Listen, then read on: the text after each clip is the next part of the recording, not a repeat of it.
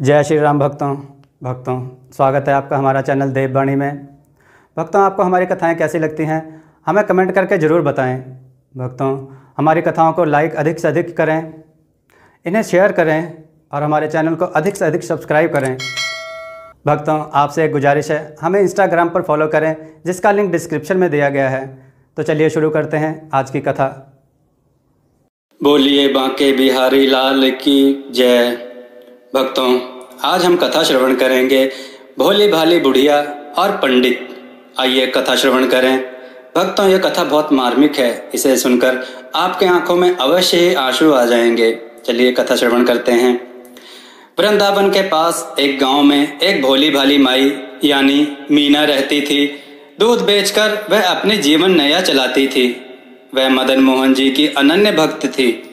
ठाकुर मदन मोहन लाल भी उससे बहुत प्रसन्न रहते थे। वे उसे स्वप्न में दर्शन देते और उससे कभी कुछ खाने को मांगते तो कभी कुछ। मीना उसी दिन उन्हें वह चीज बनाकर भेंट अवश्य करती। वह उनकी दूध की सेवा नित्य करती। सबसे पहले उनके लिए प्रसाद निकालती, रोज उनके दर्शन करने जाती और दूध दे आती। लेकिन गरीब मीना को चढ़ावे के बाद बचे दूध से इतने पैसे भी नहीं मिलते थे कि 2 वक्त का खाना भी खा पाए। अतः कभी कभी मंदिर जाते समय यमुना जी से थोड़ा सा जल दूध में मिला लेती। फिर लौटकर अपने प्रभु की आराधना में मस्त होकर बाकी समय अपनी कुटिया में बाल गोपाल का भजन कीर्तन करते बिताती। कृष्ण कन्हैया तो अपने भक्तों की टोह में रहते ही हैं, नित्य नई लीला करते हैं। एक दिन मीना के सुंदर जीवन क्रम में भी रोड़ा आ गया। जल के साथ साथ एक छोटी सी मछली भी दूध में आ गई और मदन मोहन जी के चढ़ावे में चली गई। दूध डालते समय मंदिर के गोसाई की दृष्टि पड़ गई। गोसाई को बहुत गुस्सा आया, उन्होंने दूध वापस कर दिया। मीना को खूब डांटा फटकारा और मंदिर में उनका प्रवेश निषेध कर दिया। मीना पर तो मानो आसमान टूट पड़ा। रोती बिलखती घर पहुंची।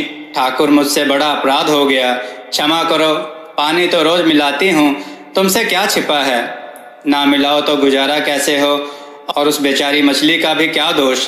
उस पर तो तुम्हारी कृपा हुई जो तुम्हारे पास तक पहुंची। लेकिन प्रभु, तुमने तो आज तक कोई आपत्ति नहीं की, प्रेम से दूध पीते रहे।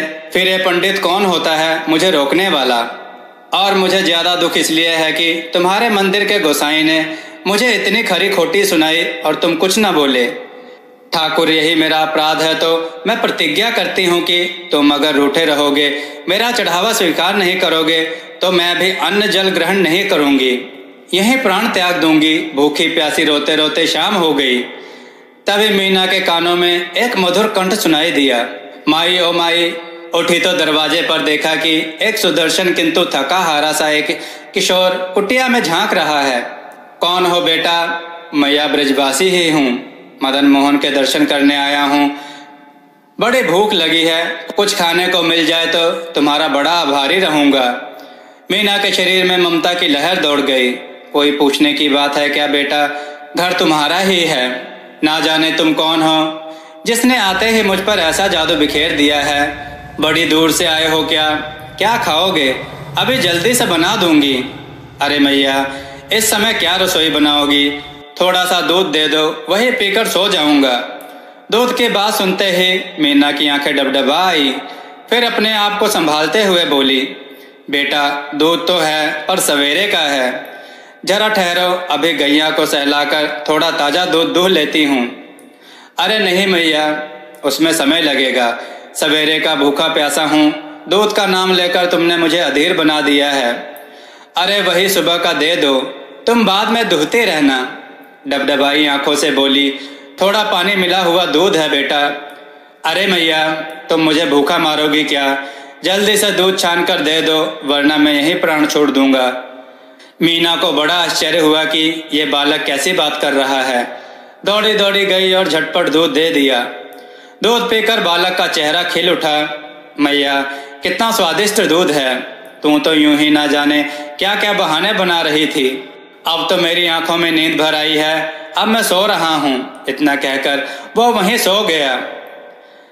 मीना को फुर्सत हो गई तो दिन भर की थकान, दुख और अवसाद ने उसे फिर से घेर लिया। जाड़े के दिन थे, भूखे पेट उसकी आंखों में नींद कहाँ आती। जाड़ा बढ़ने लगा तो अपनी ओढ़नी बालक को ओढ़ा दी। दूसरे पहर जो आंख लगी कि ठाकुर श्री मदन मोहन लाल जी को सम्मुख खड़ा पाया। ठाकुर जी बोले, मैया मुझे भूखा मारेगी क्या? गोसाई की बात का बुरा मानकर रूठ गई। खुद पेट में अन्न का एक दाना तक न डाला और मुझे दूध पीने को कह रही है। मैंने तो आज तेरे घर आकर दूध भी पी लिया, अब तू भी अपना व्रत तोड़कर कुछ खा पी ले और देख, मैं रोज तेरे दूध की प्रतीक्षा में व्याकुल रहता हूँ, मुझे उसी से तृप्ति मिलती है। अपना नियम कभी मत तोड़ना मैया। पंडित जी भी अब तेरे को कुछ ना कहेंगे। दूध में पानी मिलाती हो तो क्या हुआ, उससे तो दूध जल्दी हजम हो जाता है। अब उठो और भोजन करो। मीना हड़बड़ा कर उठी, देखा कि बालक तो कुटिया में कहीं नहीं था। सचमुच लाला ही कुटिया में पधारे थे। मीना का रोम रोम हर्षोल्लास का सागर बन गया। झटपट 2 टिक्कड़ बनाए और मदन मोहन को भोग लगाकर आनंद पूर्वक खाने लगी। उसकी आंखों से अश्रुधार बह रही थी। थोड़ी देर में सवेरा हो गया। मीना ने देखा कि ठाकुर जी उसकी ओढ़नी ले गए हैं और अपना पीताम्बर कुटिया में ही छोड़ गए हैं। इधर मंदिर के पट खुले तो गोसाई जी ने ठाकुर जी को देखा तो पाया कि प्रभु एक फटी पुरानी सी ओढ़नी ओढ़कर आनंद के सागर में डूबे हैं। उसने सोचा कि प्रभु ने अवश्य ही फिर कोई लीला की है, लेकिन इसका रहस्य उसकी समझ से परे था। लीला उद्घाटन के लिए मीना दूध और ठाकुर जी का पीताम्बर लेकर मंदिर के द्वार पर पहुंची और बोली, पंडित जी देखो तो लाला को पीताम्बर मेरे घर छोड़ आए और मेरी फटी पुरानी ओढ़नी ले आए। कल सवेरे आपने मुझे भगा दिया था, लेकिन भूखा प्यासा मेरा लाल दूध के लिए मेरी कुटिया पर आ गया। पंडित जी मीना के सामने बैठ गए। भक्त और भगवान के बीच मैंने क्या कर डाला? भक्ति बंधन को ठेस पहुंचाकर मैंने कितना बड़ा अपराध कर डाला। माई मुझे क्षमा कर दो। मीना बोली, गोसाई जी देखी तुमने लाला की चतुराई, अपना पीताम्बर मेरी कुटिया में जानबूझकर छोड़ दिया और मेरी फटी पुरानी ओढ़नी उठा लाए। भक्तों के सम्मान की रक्षा करना तो इनकी पुरानी आदत है। ठाकुर धीरे धीरे मुस्कुरा रहे थे। अरे मैया तू क्या जाने, तेरे प्रेम से भरी ओढ़नी ओढ़ने में जो सुख है वो पीताम्बर में कहाँ। भक्तों आइए एक और कथा श्रवण करें। एक बार एक व्यक्ति ट्रेन से आ रहा था। उसके साथ वाली सीट पे एक वृद्ध औरत बैठी थी जो लगातार रो रही थी। उसने उसे बार बार पूछा, मैया क्या हुआ, मैया क्या हुआ। बड़ी मिन्नतों के बाद मैया ने एक लिफाफा मेरे हाथ पे रख दिया। उसने लिफाफा खोलकर देखा, उसमें 4 पेड़े, 200 रुपए और इत्र से सनी एक कपड़े की कातर थी।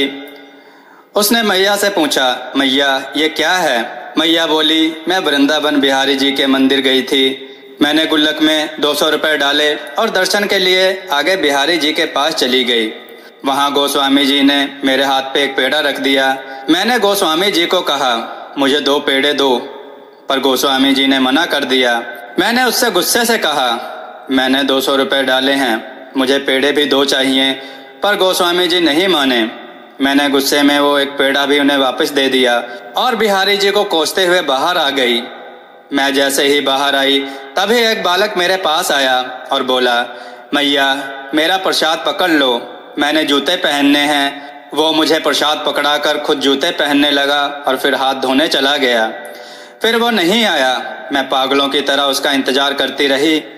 काफी देर के बाद मैंने उस लिफाफे को खोलकर देखा।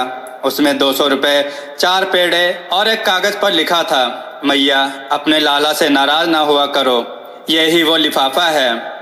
भक्तों प्रेम से कहो श्री राधे राधे। बांके बिहारी लाल की जय। भक्तों आपको यह कथा कैसी लगी हमें कमेंट में जरूर बताएं। अपने विचार और सुझाव कमेंट में जरूर दें। भक्तों हमारी कथाओं को शेयर जरूर करें। हमारे चैनल को सब्सक्राइब करना ना भूलें। जय श्री कृष्ण भक्तों।